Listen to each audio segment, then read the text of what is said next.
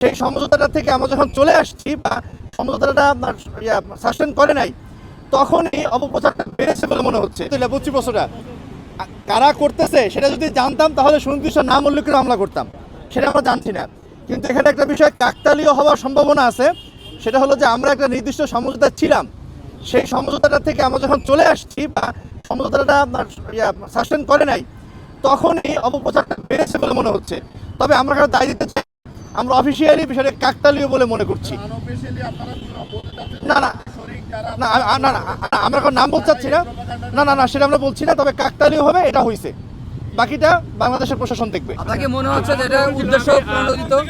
আমি হাসান জিহাদি RT9। তিনি বলেছেন যে এই ধরনের যেটা হয় এটা আমরা অবশ্যই বন্ধ করার চেষ্টা করব। একই সাথে সাথে আমরা আপনাদের মাধ্যমেও যারা অপপ্রচার সতর্ক করছি এটা যেন না করে।